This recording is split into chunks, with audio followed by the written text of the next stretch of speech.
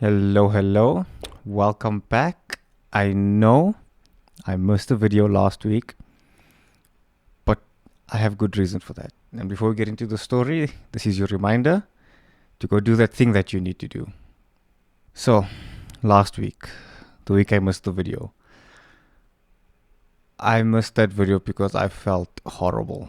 Um, I can trace the start of my feeling horrible to Tuesday because that's the day I had my first tutorials.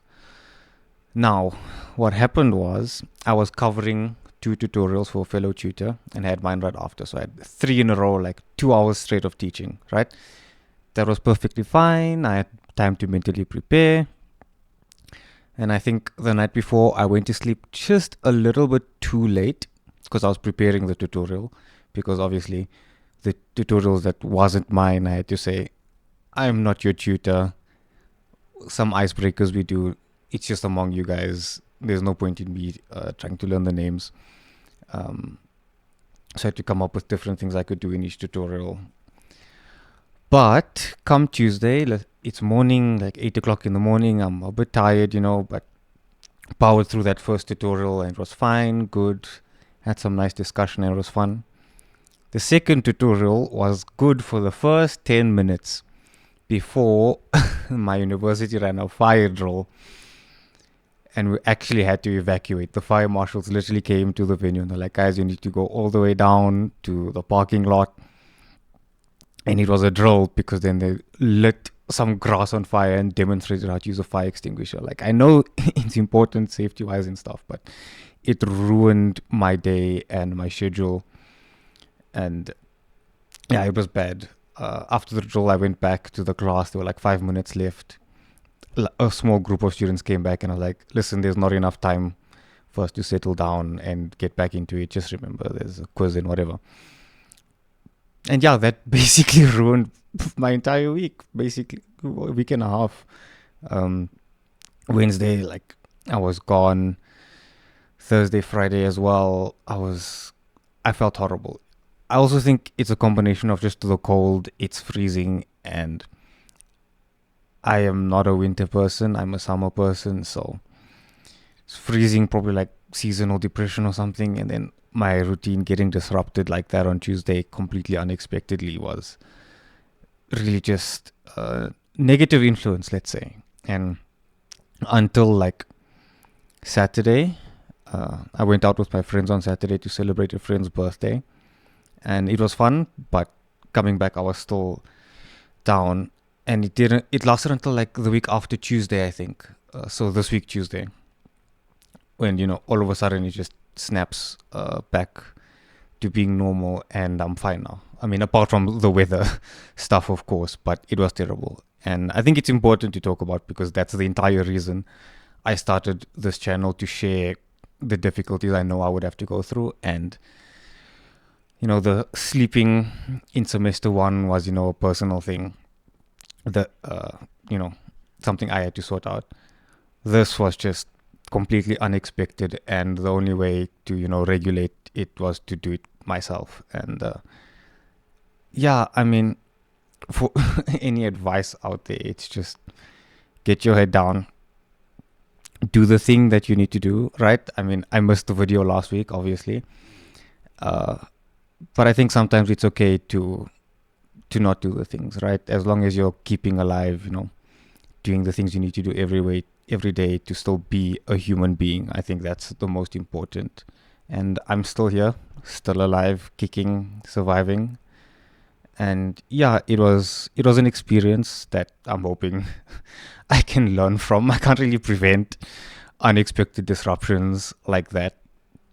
But yeah, there's nothing I could do to prevent it. But, in terms of the recovering, I lived, head down, keep doing what I need to do every day. I know my lectures, I know the times. Yeah, that's all I can say is keeping alive when things are good is easier than it is when things are going bad. Yeah, I mean, there's one thing that did probably help. I discovered a new band, the Marías.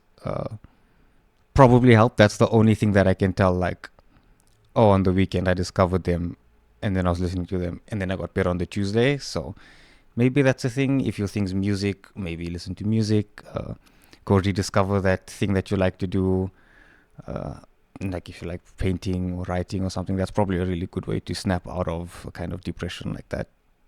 Like a temporary depression. Obviously, I'm not saying actual depression you can snap out of by doing stuff you like, because you don't like doing those stuff when you're depressed.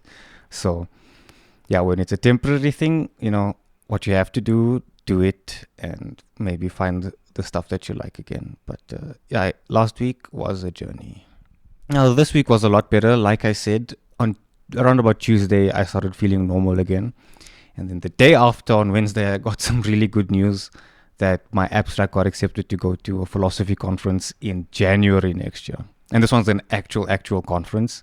It's not just a symposium for postgrad. It's like actual philosophers. So I'm very excited to do that. I love talking on stage, presenting my research and everything. It's super fun. And I love, the back and forth with the audience when they ask questions. So, I guess put yourself out there is the lesson to learn. It's not like getting the good news made me feel better. It was the other way around. I started feeling better and then got the good news. Like, if only the news came a bit earlier, maybe I would have felt better. But yeah, that's the biggest thing that was really good this week. And I had a meeting with my supervisor. My research is really coming together. I've been blown over the word count by a lot. So our last meeting was just what can we remove or shrink to get it under the word count and still get the same ideas across with the a decent amount of clarity and what's necessary, right? A lot of what we decided I should take away was, I describe it as using a machine gun in a pistol fight. It's kind of 1,000-word section to describe something. I could just do a really short thing and say, we understand this already, it's fine, whatever. But yeah, it's coming together in terms of the research. The content, we're doing psychoanalysis this term, Lacanian psychoanalysis. It's so difficult. Like, going through the readings is basically impossible. I have no idea what he's saying. I did, obviously, I'm trying to learn how to read French. I managed to get the French version because it's Lacan's French. It's slightly easier to understand, but I think that's because when I'm learning words in French, I learn one definition. So when it says something, I know, oh, this is the one thing. Whereas in English, it's like, oh, there might be like 2 or 3 definitions I know for the translated word they use. So maybe in the French, there's also different versions, so it could be complicated. But sometimes the French is a bit easier. Obviously, I don't know French as well, so I don't even know if I'm understanding the idea from the French. But the lectures are really what's helping, because there's a lot of background in psychoanalysis in general, obviously Freudian psychoanalysis and just philosophy in general, that you need to know in order to actually understand what he's saying when he uses these words like ego and the self and the infant going to this stage and this stage and this stage. It's like, I don't know what he's referring to. And obviously, I look up some stuff to make sure that I'm understanding, but there's stuff I don't know that I don't know.